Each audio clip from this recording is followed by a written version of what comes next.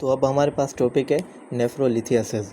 Nephro refers to kidney and lith refers to stone, मतलब kidney के अंदर जो अगर स्टोन्स बन जाएं तो उस कंडीशन को हम क्या कहेंगे, नेफ्रोलिथियासिस।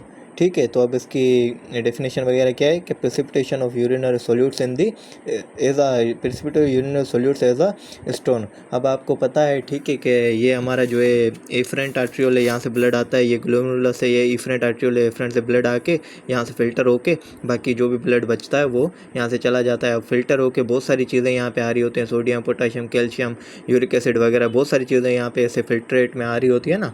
ठीक है, अगर वो बहुत सारी चीज़ें जो आ रही हैं यहाँ पे, अगर यहाँ पे प्रेसिपिटेट हो जाए, सही है, प्रेसिपिटेट मतलब इकट्ठा होके in the form of stone अगर बना दे तो ये क्या हो जाएगा, यूरिनरी लिथियासिस हो जाएगा। ठीक है, बहुत सारी चीज़ें यहाँ से फिल्टर होके यहाँ फिल्ट्रेट में आ रही होती हैं, अगर वो पे कहीं पे भी अगर प्रेसिपिटेट हो जाए तो वो क्या बना देगी, स्टोन्स बना देगी। सही है, तो वही कह रहा है कि precipitation of urinary solutes as a stone, उसको क्या कहेंगे, नेफ्रोलिथियासिस। अब यूरिनरी सोल्यूट्स बहुत यहाँ पे आ रहे होते हैं ना, अगर कोई प्रेसिपिटेट हो जाए वो क्या बना देगा, नेफ्रोलिथियासिस का काज करा देगा। अब वो प्रेसिपिटेट क्यों होगा ये आप सोचें। सही है, प्रेसिपिटेट कब होगा, अगर फॉर एग्जांपल ये यहाँ से फिल्टर होके यूरिक एसिड आ रहा है, अगर वो यूरिक एसिड बहुत ज़्यादा आएगा यहाँ से फिल्टर होके, ठीक है, तो फिर वो क्या कर देगा, ज़ाहिर है ज़्यादा होगा, ज़्यादा फिल्टर होके आएगा, इकट्ठा होके प्रेसिपिटेट होके स्टोन बना देगा।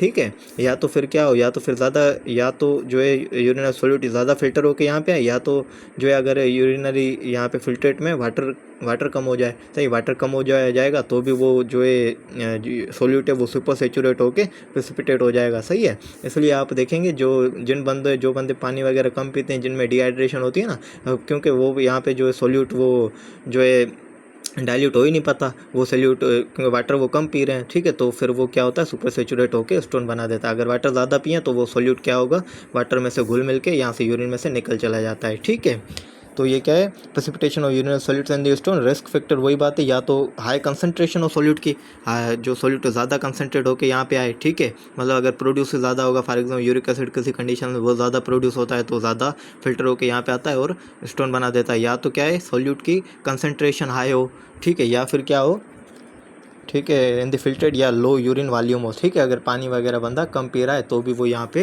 प्रेसिपिटेट होकर स्टोन बना देगा।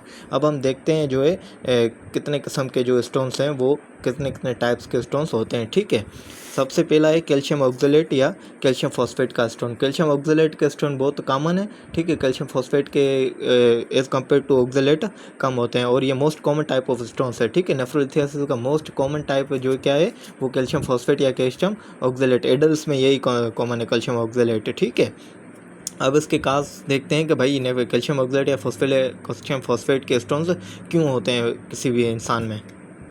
अब ये जो मोस्ट कॉमन काज है ना कैल्शियम ऑक्जेलेट या फॉस्फेट का, ठीक है, स्टोन्स का, वो है इडियोपैथिक हाइपरकैल्सीयूरिया। मतलब ऐसा हाइपरकैल्सीयूरिया जिसके कोई भी काज हमें मालूम वगैरह नहीं है, ब्लड में कैल्शियम वगैरह सब नॉर्मल होता है, फिर भी जो है हाइपरकैल्सीयूरिया हो रहा होता है, कैल्शियम यूरिन में बहुत ज़्यादा आ रहा होता है। मतलब हाइपरकैल्सीयूरिया ऐसा जिसका हमें कोई काज वगैरह मालूम नहीं है, तो वो क्या है, मोस्ट कॉमन काज है कैल्शियम ऑक्जेलेट या फॉस्फेट स्टोन्स का। ठीक है, इडियोपैथिक हाइपरकैल्सीयूरिया के अलावा भी और काज है कैल्शियम फॉस्फेट या ऑक्जेलेट स्टोन्स के, जैसे फॉर एग्जाम्पल हाइपरकैल्सीमिया है। ठीक है, अगर ब्लड में कैल्शियम बढ़ जाएगा, फॉर एग्जाम्पल कोई कंडीशन होते हैं ना, प्राइमरी हाइपर पैराथायरॉयडिज्म। ठीक है, पैराथायरॉयड हार्मोन बहुत ज़्यादा प्रोड्यूस हो रहा है तो कैल्शियम बहुत ज़्यादा जो प्रोड्यूस होता है। ठीक, या विटामिन डी एक्सेस है जिसमें भी हाइपर कैल्सीमिया हो जाता है। अब कैल्शियम ज़्यादा होगा तो कैल्शियम ज़्यादा यहाँ फिल्टर होके आएगा और वो क्या काज करा देगा, स्टोन।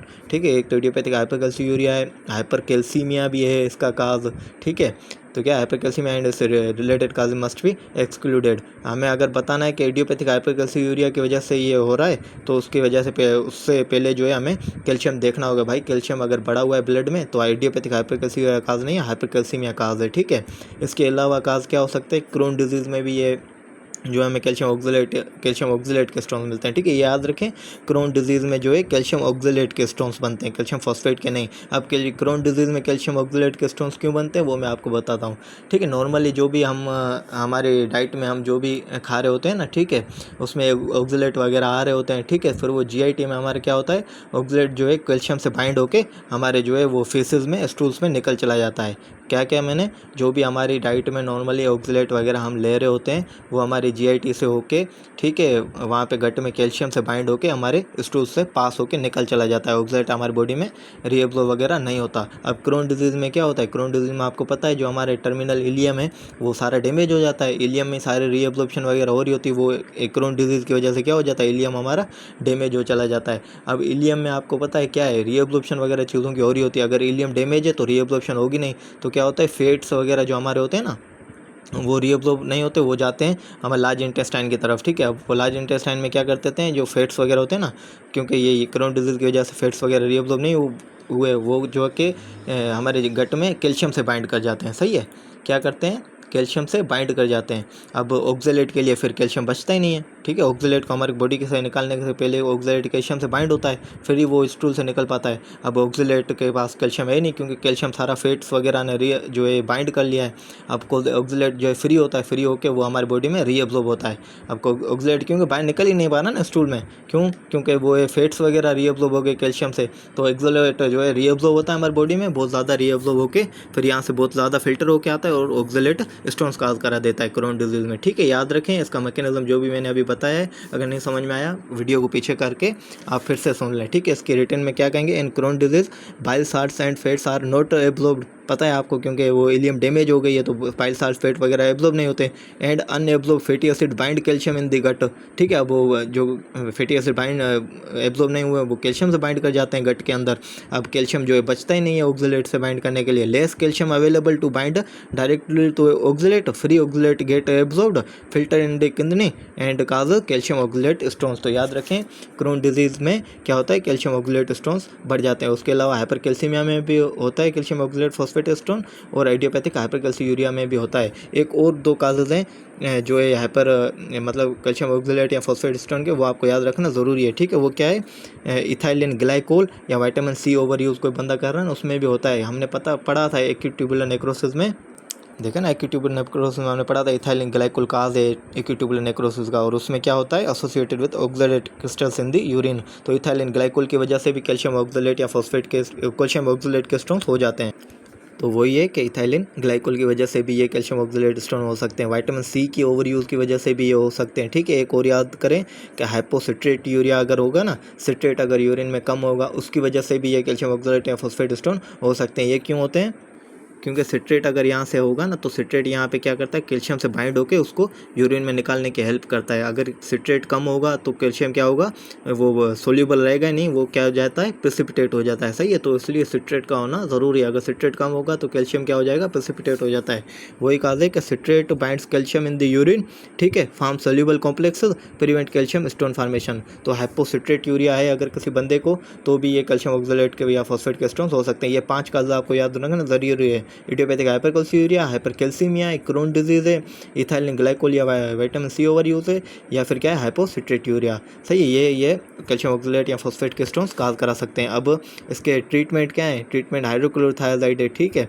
अब हाइड्रोक्लोरोथायोजाइड आपको पढ़ाया था मैंने जब नेफ्रॉन ट्रांसपोर्ट फिजियोलॉजी हम पढ़े थे कि हाइड्रोक्लोरोथायोजाइड, या हम आगे भी पढ़ेंगे फार्मा में। बहरहाल ये एक्ट करता है DCT में। DCT में हमारा क्या हो रहा होता है, सोडियम क्लोराइड रीअब्जॉर्ब हो रहा होता है, ठीक है। तो ये क्या करता है, उनकी रीअब्जॉर्प्शन कम कर देता है और कैल्शियम की रीअब्जॉर्प्शन बढ़ा देता है। अब कैल्शियम ज़ाहिर रीअब्जॉर्ब होगा तो वो यूरिन में जाएगा ही नहीं, कम रहेगा यूरिन में जाने के लिए। तो ज़ाहिर अगर यूरिन में कैल्शियम कम होगा तो प्रेसिपिटेशन वगैरह के चांसेस कम हो जाते हैं, ठीक है। तो हाइड्रोक्लोरोथायोजाइड इसके ट्रीट कर सकते हैं। सिट्रेट में भी मैंने अभी आपको बताया, सिट्रेट अगर होगा हमारी उसमें यूरिन में तो कैल्शियम से बाइंड करके उसको एक्सक्रीशन में हेल्प करता है। सही है, तो सिट्रेट हम दे सकते हैं उस बंदे को। अब ये जो है ना डिफरेंट स्टोन्स है ना, इसकी शेप्स जो है अलग होती है, वो मैं अभी आपको आखिर में दिखाऊंगा। बहरहाल इसकी आप याद रखें शेप कैसी होती है, एनवेलप या डम्बेल टाइप शेप होती है। ये शेप्स हम आखिर में देखते हैं इसके, ठीक है। और दूसरे टाइप के स्टोन्स का क्या है, अमोनियम फॉस्फेट और मैग्नीशियम के स्टोन्स, ठीक है। ये सेकंड मोस्ट कॉमन टाइप है स्टोन्स का हमारे जो है किडनी के अंदर। मोस्ट कॉमन ये है कैल्शियम ऑक्जेलेट या फॉस्फेट, सेकंड मोस्ट है अमोनियम मैग्नीशियम या फॉस्फेट के स्टोन्स, ठीक है। अब ये स्टोन्स क्यों काज होते हैं, most common cause infection with ureas positive organism, मतलब ऐसे ऑर्गेनिज्म जो यूरिया को जो है यूरियाज एंजाइम उनमें होता है, जो यूरियाज एंजाइम क्या होता है, यूरिया को अमोनिया में कन्वर्ट कर देता है, ठीक है। अब ये क्यों होता है, इसकी वजह से ये यूरिया पॉजिटिव ऑर्गेनिजम्स की वजह से अमोनियम मैग्नीशियम फॉस्फेट के स्टोन्स क्यों होते हैं ये मैं अभी आपको बताता हूँ, ठीक है। फॉर एग्जांपल हमारे जो है यहाँ पे नेफ्रॉन्स में यहाँ पे कई जगह पे अगर यूरिया पॉजिटिव ऑर्गेनिजम्स का इन्फेक्शन, फॉर एग्जांपल क्लेप्सिला का यहाँ पे इन्फेक्शन पड़ा है, सही है। अब यहाँ पे आपको पता है फिल्टर हो गए बहुत सारी चीज़ें आ रही होती हैं, उसके साथ यूरिया भी यहाँ में आ रहा होता है, ठीक है। अब ये यूरिया पॉजिटिव ऑर्गेनिजम्स में क्लेप्सिला यूरिया पॉजिटिव ऑर्गेनिज्म है, इसके अंदर यूरिया एंजाइम पड़ा होता है, वो यूरिया को क्या कर देता है, इसमें जो फिल्ट्रेट के अंदर यूरिया पड़ा होता है ना, यूरिया को कन्वर्ट कर देता है अमोनिया में, ठीक है। यूरिया पॉजिटिव ऑर्गेनिज्म क्या कर देता है, यूरिया को कन्वर्ट कर देता है अमोनिया में। अब अमोनिया यहाँ पे बढ़ जाएगी फिल्ट्रेट में, अमोनिया यूरिन को क्या कर देती है, अल्कलीन कर देती है, सही है। अब याद रखें जब भी हमारा यूरिन अल्कलीन होगा ना, उसमें अमोनियम मैग्नीशियम फॉस्फेट जो है प्रेसिपिटेट हो जाएगा, ठीक है। क्या कहा मैंने, जब भी हमारा यूरिन जो है अगर अल्कलीन होगा तो अमोनियम मैग्नीशियम फॉस्फेट क्या हो जाते हैं, प्रेसिपिटेट होकर स्टोन बना देते हैं। अब वो हमारा यूरिन जो है अल्कलीन क्यों होगा, अल्कलीन तब होगा जब जो है यूरिया अमोनिया में कन्वर्ट होगा, यूरिया का अमोनिया में कन्वर्ट करेगा यूरिया पॉजिटिव ऑर्गेनिजम्स, ठीक है। तो याद रखें यूरिया पॉजिटिव ऑर्गेनिज्म की वजह से अमोनिया मैग्नीशियम फॉस्फेट प्रेसिपिटेट हो जाते हैं और स्टोन्स काज करा देते हैं, ठीक है। इसलिए ये लिखा है कि most common causes infection with urea positive organisms, ठीक है। यूरिया पॉजिटिव ऑर्गेनिज्म क्या करते हैं, अल्कलीन बना देते हैं यूरिन को, alkaline urine leads to the formation of stone. अब आपको ये याद रखना बहुत ज़्यादा ज़रूरी है कि यूरिया पॉजिटिव ऑर्गेनिजम्स कौन से हैं, ठीक है, क्योंकि कभी कभार जो है वो ये नहीं बताते हैं कि जो हमारी किडनी में है ये यूरिया पॉजिटिव ऑर्गेनिज्म बैठे हैं, अभी बताओ कि स्टोन कौन सा बन रहा है, ठीक है। वो डायरेक्ट हमें बता देते हैं भाई उस बंदे को जो है इन्फेक्शन है और हमें उसने जब कल्चर वगैरह कराया तो ये ऑर्गेनिज्म हमें मिला, तो बताओ अब जो है क्या है इसका काज, ये स्टोन कौन सा है, ठीक है। तो यूरिया पॉजिटिव ऑर्गेनिजम्स आपको याद करना ज़रूरी है। यूरिया पॉजिटिव ऑर्गेनिजम्स कौन से हैं, ठीक है, प्रोटियस है, नोकार्डिया है, क्लेप्सिला है, यूरिया प्लाज्मा है, स्ट्रेप्टोकोकस एपिडर्माइडस है, स्ट्रेप्टोकोकस सेप्रोफाइटिकस है। ये जो ऑर्गेनिजम्स हैं ये आपको याद करना ज़रूरी है। ये क्या यूरिया पॉजिटिव ऑर्गेनिजम्स है, ये जब भी होंगे यूरिया को अमोनिया में कन्वर्ट करेंगे और ये चीज़ें प्रेसिपिटेट होकर स्टोन बना देंगे, ठीक है। अब ये क्या करेंगे, ठीक है, classically results in staghorn calculi and renal calyces, renal जो कैलाइसिस है ना वहाँ पे ये क्या कर देते हैं, स्टेगोन कल्कुला बना देते हैं, ठीक है। ये देखें ये इन द फॉर्म ऑफ एक होन बना हुआ है, सही है। तो ये स्टेगोन कल्कुला बना देते हैं, कौन बना देते हैं, यूरिया पॉजिटिव ऑर्गेनिजम्स, ठीक है। अब ये बहुत बड़ा है स्टोन है, ठीक है। ये यहाँ पे क्या कर देता है, हमारी किडनी में ऑब्स्ट्रक्शन काज करा देता है और मजीद इन्फेक्शन काज करा देता है, ठीक है, क्योंकि बहुत बड़ा स्टोन है ना, ऑब्स्ट्रक्शन काज कराएगा, ऑब्स्ट्रक्शन की वजह से आपको पता है इन्फेक्शन होता ही होता है, ठीक है। Classical result in staghorn calculi and renal calyces which check nidus for urinary tract infection, ठीक है। फिर अब ये बहुत ज़्यादा स्टोन बड़ा है, ऑब्स्ट्रक्शन की वजह से इस पर मजीद जो है इन्फेक्शन वगैरह हमारी किडनी में हो रहा होता है, ठीक है। किडनी में या यूरेटर वगैरह में किसी भी यूरिनरी ट्रैक्ट में इन्फेक्शन हो सकता है। अब याद रखें जो मोस्टली हमारे जो ये हमारे स्टोन्स हैं ना, ये हम कोशिश करते हैं कि किसी भी जो है मेडिसिन वगैरह से ठीक हो जाए, हम जो है सर्जरी की तरफ नहीं जा रहे होते। पर ये जो स्टोन है ना, कैल्शियम मैग्नीशियम फॉस्फेट का स्टोन, ये लार्जेस्ट स्टोन है हमारी किडनी में, ठीक है। किडनी में जो भी लार्जेस्ट स्टोन है वो ये नहीं काज कराते, ये इनका जो स्टोन है ये याद देखें इतना बड़ा स्टोन है, सही है। ये कभी भी जो है हमारी जो है मेडिसिन वगैरह से ठीक नहीं होगा, मतलब मेडिकल थेरेपी से ये ठीक नहीं होगा, इसके लिए हमें सर्जिकल ट्रीटमेंट कराना पड़ता है, ठीक है। Treatment involve surgical removal of the stone due to size, ठीक है, and eradication of the pathogen. अब जाहिर है अब इसको तो हमने स्टोन को तो सर्जिकली रिमूव कर दिया, पर यहाँ पे जो ऑर्गेनिज्म बैठा था उसको तो हमने निकाला नहीं है, स्टोन को भले रिमूव कर दिया, फिर ये ऑर्गेनिज्म फिर से कैल्शियम मैग्नीशियम फॉस्फेट का स्टोन बना देगा। एक तो कैल्शियम को उसके जो स्टोन को उसको सर्जिकली रिमूव करना पड़ेगा, उस जो पैथोजन काज करा रहा है उसको भी एरेडिकेट करना पड़ेगा एंटीबायोटिक वगैरह देके, इसलिए लिखा है eradication of the pathogen to prevent recurrence होने से बचाने के लिए पैथोजन को भी रिमूव करना पड़ता है, ठीक है, एंटीबायोटिक्स वगैरह देके। अब ये इसमें शेप कौन सी बनती है, इसमें बनती है कॉफिन लिड शेप, ठीक है, जिसे सार्कोफेजस कहते हैं। इसमें कौन सी थी, एनवेलप या डम्बेल, ये इनकी जो भी शेप्स हैं ये मैंने अभी कहा है आपको, आखिर में दिखाता हूँ। बहरहाल ये हमारे थे कैल्शियम अमोनियम मैग्नीशियम और फॉस्फेट के स्टोन्स, हमारे पास यूरिक एसिड के स्टोन्स, ठीक है। अब ये क्या है कि थर्ड मोस्ट कॉमन है स्टोन्स हमारे किडनी में, ठीक है। और क्या है 5% ही जो हमारे स्टोन्स होते हैं वो यूरिक एसिड के बने हुए होते हैं। और ये याद रखें कि यूरिक एसिड के स्टोन्स जो भी होते हैं हमारी बॉडी में वो रेडियोलूसेंट होते हैं, मतलब कि हमारे जो एक्सरे पे ये स्टोन्स वगैरह ज़ाहिर नहीं होंगे, सही है। ये कैल्शियम ऑक्सलेट अमोनियम फॉस्फेट वगैरह के जो भी स्टोन्स है ना, अगर ये स्टोन्स में की मौजूदगी में अगर हम किडनी का एक्सरे कराएंगे ना तो ये क्या हो गया, हमें ज़ाहिर हो जाएंगे, क्योंकि ये रेडियो ओपेक होते हैं, ये ज़ाहिर हो जाते हैं। अगर किसी बंदे को यूरिक एसिड के स्टोन्स हैं और अगर हम उसका एक्सरे वगैरह करा रहे हैं ना, तो ये क्या होगा, हमें ज़ाहिर नहीं होते हैं। ये याद रखने जैसी बात है, ठीक है, क्योंकि कभी कभार आपको क्वेश्चंस में दिया जाएगा, ठीक है, ये मसले थे बंदे को और उसका हमने एक्सरे कराया, वहाँ पे कोई भी स्टोन वगैरह नहीं ज़ाहिर हो रहे थे, अब बताओ मसले मसाइल क्या हैं। तो आपको ध्यान में रखना है कि यूरिक एसिड के स्टोन्स एक्सरे वगैरह पे ज़ाहिर नहीं होते, क्योंकि रेडियोल्यूसेंट होते हैं, ठीक है, as oppose to other types of stones which are radio opaque, ठीक है। अब यूरिक एसिड के स्टोन्स बनते क्यों हैं, उसके रिस्क फैक्टर क्या हैं, सही है। हॉट एरिड क्लाइमेट्स, ज़ाहिर है जहाँ पे गर्मी वगैरह ज़्यादा होती है, वाटर ज़्यादा लॉस होता है, तो यूरिक एसिड क्या हो जाता है, प्रेसिपिटेट हो जाता है। हॉट एरिड क्लाइमेट्स, ठीक है। एक लो यूरिन वॉल्यूम, ज़ाहिर वॉल्यूम कम है, ठीक है, पानी वगैरह कम बंदा पी रहा है तो भी प्रेसिपिटेट हो जाएगा यूरिक एसिड यहाँ पे। तो हॉट एरिड क्लाइमेट है, लो यूरिन वॉल्यूम है, या अगर एसिडिक है पीएच, ठीक है, यूरिन की अगर पीएच ज़्यादा एसिडिक है तो क्या होता है, यूरिक एसिड डिजोल्व ही नहीं होता, वो प्रेसिपिटेट होके बैठा रहता है, सही है। तो ये भी एक इसका रिस्क फैक्टर है। अब क्या है, ये मोस्ट कॉमन स्टोन्स है in people with gout. Gout आपको पता है वो जो है ना पेनफुल टो बनता है, सही है। वो क्यों होता है, जब यूरिक एसिड बढ़ जाता है तभी ये जो है गाउट होता है। अब यूरिक एसिड बढ़ा हुआ है तो फिल्टर होके यहाँ पे आएगा अंदर, तो यूरिक एसिड इसका जो स्टोन काज करा देगा, ठीक है। तो मोस्ट कॉमन स्टोन है in the people with gout. और क्या है, hyper uricaemia increases the risk. ज़ाहिर है अगर ये हाइपर यूरिसीमिया किसी भी कंडीशन की वजह से होगा, जैसे गाउट में हाइपर यूरिसीमिया था, और ल्यूकेमिया, माइलोप्रोलिफरेटिव डिसऑर्डर, कैंसर वगैरह होते हैं ना, उसमें सेल ज़्यादा बनते हैं, ठीक है, ज़्यादा बनते हैं, ज़्यादा टूटते भी हैं, और सेल से टूटने के बाद जो है यूरिक एसिड बनता है, ठीक है। तो अगर यूरिक एसिड इन कंडीशन में ज़्यादा होता है, इसकी वजह से यूरिक एसिड स्टोन भी काज करा देता है, समझ गए। और अब इसका ट्रीटमेंट क्या करेंगे, ट्रीटमेंट या तो हाइड्रेशन दो प्रॉपर, ज़्यादा पानी वानी देंगे तो क्या होगा, यूरिक एसिड जो है यहाँ से डिजोल्व होकर यूरिन से निकल चला जाएगा, ठीक है। या तो हम क्या दें, पोटेशियम बाइकार्बोनेट दें। पोटेशियम बाइकार्बोनेट क्या करा देता है, हमारे यूरिन को अल्कलीन करा देता है, सही है। हमारी जो यूरिन अगर अल्कलीन होगा तब भी यूरिक एसिड डिजोल्व होकर यूरिन से निकल चला आएगा। अगर यूरिन की पीएच एसिडिक है तो ये प्रेसिपिटेट हो जाएगा, क्योंकि ये डिजोल्व ही नहीं होगा यूरिक एसिड। इसलिए हम चाहते हैं कि यूरिन की जो है पीएच वो क्या हो, अल्कलीन हो, यूरिक एसिड डिजोल्व होकर यूरिन से निकल चला जाए।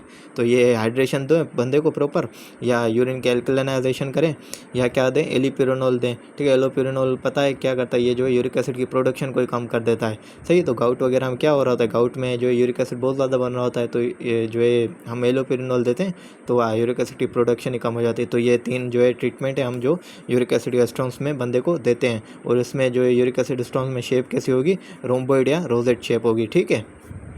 हमारा सिस्टीन की वजह से जो भी हमारे जो स्टोन्स बनते हैं, वो याद रखें, सिस्टीन की वजह से जो स्टोन्स बनना बहुत ही ज़्यादा रेयर है, ठीक है। मोस्टली जो स्टोन्स है वो इन तीनों की वजह से ही बन जाते हैं, सही है। सिस्टीन की वजह से स्टोन बनना बहुत ही रेयर है, पर कभी कभार अगर इन केस ये बन भी जाएँ तो ये कहाँ पे हमें दिखने मिलते हैं, बच्चों में, सही है। Rare cause of nephrolithiasis most common seen है ना चिल्ड्रेन, ठीक है। तो एक तो रेयर है, अगर कभी कभार दिख भी जाएँ तो किसमें दिखेंगे, बच्चों में, ठीक है। और ये भी रेडियो लूसेंट है, लाइक यूरिक एसिड। सिस्टीन के स्टोन्स भी क्या है, हमारे रेडियो लूसेंट होते हैं, ठीक है, एसोसिएटेड विद सिस्टीनूरिया। अब ये जो है ना, ये जो यूरिक सिस्टीन की वजह से जो भी स्टोन बनते हैं ना, उन बच्चों में जो क्या होती है, सिस्टीनूरिया होती है। अब सिस्टीनूरिया का मतलब क्या है, ये वो डिफेक्ट है जहाँ पे जो है सिस्टीन रीअब्जॉर्ब भी नहीं हो रहा होता, ठीक है। फॉर एग्जाम्पल पीसीटी वगैरह में डिफेक्ट आ जाता है जिसकी वजह से सिस्टीन रीअब्जॉर्ब नहीं हो रहा था, तो वो क्या होता है, यूरिन में आके निकल चला जा रहा होता है, ठीक है। अब ज़्यादा सिस्टीन जो है यूरिन में आएगा तो कभी ना कभार जो है वो क्या होगा, धीरे धीरे प्रेसिपिटेट होकर स्टोन बना लेगा, तो सही है। तो सिस्टीन के स्टोन एसोसिएटेड विद सिस्टीनूरिया, ठीक है। वो क्यों होता है, क्योंकि जेनेटिक डिफेक्ट है जिसकी वजह से सिस्टीन रीअब्जॉर्ब भी नहीं हो रहा होता हमारी बॉडी में, ठीक है, बच्चों की बॉडी में। तो एक और चीज़ आपको याद रखने की ज़रूरी है कि सिस्टीन के साथ साथ है ना, क्या है, transporter defect also result in poor reabsorption of ornithine, lysine, arginine, ठीक है, OLA, सही। ऑर्निथिन, लाइसिन, अर्जिनिन भी इसके साथ साथ यहाँ पे रीअब्जॉर्ब नहीं हो रहे होते, वो भी यूरिन में आके निकल चले जा रहे होते हैं। ये चीज़ें आपको क्वेश्चंस में दी हुई होती हैं, ठीक है। तो ये याद करना आपके लिए ज़रूरी है। आप इन चीज़ों से आइडेंटिफाई कर सकते हैं कि ये जो है स्टोन्स अगर फॉर एग्जाम्पल बच्चे में बनना है वो सिस्टीन की वजह से बन रहा है, सही है। और एक चीज़ आपको याद करना ज़रूरी है कि सोडियम नाइट्रोसाइड और या सोडियम प्रोसाइड टेस्ट होती है ना, वो इन बच्चों में पॉजिटिव होती है। फॉर एग्जाम्पल हम जो है बच्चे का जिसमें भी सिस्टीन का स्टोन होता है ना, उसका यूरिन लेते हैं, सही है। हमें फॉर एग्जाम्पल लग रहा है कि सिस्टीन वजह से स्टोन बना, उसका यूरिन लेते हैं, सही है। उसके यूरिन में हम फिर क्या डालते हैं, सोडियम नाइट्रोसाइड या सोडियम प्रोसाइड, ठीक है, सोडियम नाइट्रोप्रोसाइड या सोडियम साइनाइड, ये हम लगाते हैं उसके यूरिन में, ठीक है। अगर यूरिन का कलर चेंज हो रहा है, रेड या पर्पल हो रहा है ना, तो समझ जाएं कि ये सोडियम नाइट्रोप्रोसाइड या सोडियम साइनाइड टेस्ट पॉजिटिव, मतलब उसके यूरिन में सिस्टीन मौजूद है, सही है। अगर फॉर एग्जाम्पल बच्चे का यूरिन ले रहे हैं, उसमें सोडियम नाइट्रोप्रोसाइड या सोडियम साइनाइड लगा रहे हैं, अगर यूरिन का कलर चेंज नहीं हो रहा, मतलब सोडियम नाइट्रोक्लोराइड टेस्ट जो क्या है वो नेगेटिव है, उसमें सिस्टीन प्रेजेंट नहीं है। सही है। तो क्या क्या मैंने कि एक तो इन बच्चों में ट्रांसपोर्टर डिफेक्ट के साथ सिस्टीन के ट्रांसपोर्ट डिफेक्ट के साथ ऑर्निथिन लाइसिन अर्जिनिन का भी जो ये डिफेक्ट होता है ये भी रीअब्जॉर्ब नहीं हो रहे होते, और उसमें क्या होता है सोडियम साइनाइड या नाइट्रोक्लोराइड टेस्ट क्या होती है, पॉजिटिव होती है। ये टेस्ट क्या करती है, जो भी अगर यूरिन में सिस्टीन वगैरह प्रेजेंट है ना उसको ये डिटेक्ट करती है। ठीक है, अगर पॉजिटिव है तो क्या होगा, रेड या पर्पल कलरेशन हो जाएगा यूरिन का। ठीक है, तो ये चीज़ें आपको जहन में रखना ज़रूरी है सिस्टीन स्टोन के मुताबिक। सही है। अब ये भी क्या करता है, स्टेगोन कैल्कुला बना देता है। सही है। अब ये नहीं है कि अगर आप स्टेगोन कैल्कुलाई कहीं पे भी एग्जाम में देखें, आप आंखें बंद करके ये जो है ऑप्शन टिक करके चले आएँ। कभी भी जब आप क्वेश्चन करें, क्वेश्चंस की जो है भले आपको कितना भी आप श्योर हो, मैं आपको ज़रूर कहूँगा आप क्वेश्चंस पूरा रीड करें क्वेश्चन को, और क्वेश्चन के ऑप्शन ज़रूर रीड करें अगर आपके पास टाइम वगैरह है तो, क्योंकि बहुत सारी चीज़ें होती है वो हम ओवर कॉन्फिडेंट होकर या खुद पे इतना जो है भरोसा करके हम कर देते हैं। फॉर एग्जाम्पल अगर ये आप वर्ड देख लें, स्टेगोन कैल्कुलाई आपने तो पढ़ा था यार, ये अमोनियम मैग्नीशियम फॉस्फेट में दिखता है, आप ये टिक करके चले आएँ। पर अगर आपने उसके एज देखी नहीं उस क्वेश्चन में, ठीक है, फॉर एग्जांपल अगर बच्चों में स्टेगोन कैल्कुलाई है और अगर वो रेडियोलेसेंट है तो याद रखें वो सिस्टीन की वजह से है। सही है। तो सिस्टीन भी स्टेगोन कैल्कुलाई काज करा सकता है, ज़रूरी नहीं स्टेगोन कैल्कुलाई अमोनियम मैग्नीशियम फॉस्फेट में मिले। ठीक है, और इसका तो ये याद रख लिया आपने। और इसकी ट्रीटमेंट क्या है, हाइड्रेशन या अल्कलाइनाइजेशन यूरिन की करेंगे, वो इसकी ट्रीटमेंट इतनी इंपॉर्टेंट नहीं है। बहरहाल याद रखेंगे स्टेगोन कैल्कुलाई मिलते हैं, सिस्टीन यूरिया होता है, OLA भी इसमें लॉस हो रहा होता है, सोडियम नाइट्रोक्लोराइड टेस्ट पॉजिटिव होती है। और इसमें जो शेप होती है सिस्टीन, जो सिस्टीन की वजह से स्टोन्स बनते हैं उसकी शेप क्या होती है, हेक्सागोनल शेप होती है। ठीक है, अब हम इसमें जो डिफरेंट किस्म के स्टोन्स इसकी शेप से वो अब हम देखते हैं।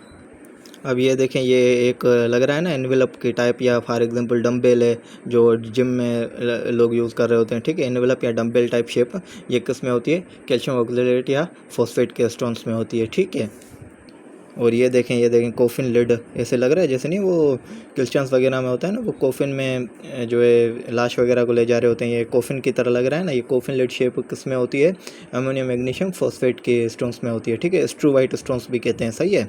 तो ये कोफिन लिड शेप उन स्टोन्स में होती है।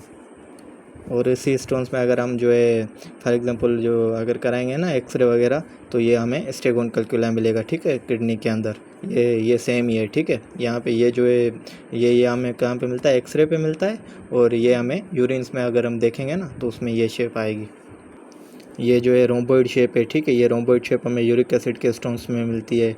ठीक है, ये आपने याद रखना है। और ये हेक्सागोनल है। ठीक है, 6 कोने हेक्सागोनल, ये हमें कहाँ पे मिलती है, सिस्टीन के स्टोन्स में। ठीक है, तो ये शेप से ये कभी कभार आपको जो है क्वेश्चंस में ये शेप ही दी जाती है और कुछ भी नहीं दिया जाता। अब आपसे पूछा जाता है डायग्नोसिस क्या है, तो ये शेप्स आपके जहन में होना बहुत ज़्यादा ज़रूरी है। ठीक है, तो ये तो हमने देख लिए कि डिफरेंट किस्म के स्टोन्स कैसे होते हैं हमारी किडनी में। अब हम देखते हैं कि ये स्टोन्स अगर किसी बंदे को हैं तो वो प्रेजेंट कैसे करेंगे। ठीक है, वो करेंगे एज अ कोलिक की पेन। फॉर एग्जांपल मतलब ऐसा पेन होगा, शदीद पेन होगा। ठीक है, फिर थोड़ी देर के लिए रुक जाएगा, फिर थोड़ी देर के बाद फिर से पेन होगा। ठीक है, मतलब जो रुक रुक के जो शदीद पेन हो रहा है उसको हम कोलिक की पेन कहेंगे। सही, उसके साथ साथ यूरिन में ब्लड भी मिलेगा। ठीक है, और एक साइड पे जहाँ पे स्टोन है वहाँ पे जो है टेंडरनेस भी हो सकती है उस पेशेंट को। ठीक है, क्या कहा, यूरिन में ब्लड भी हो सकता है, कोली की पेन रह के पेन भी आ रहा होगा, और अगर वहाँ पे हाथ लगाएंगे तो वहाँ पे उस साइड में टेंडरनेस भी हमें मिलेगी।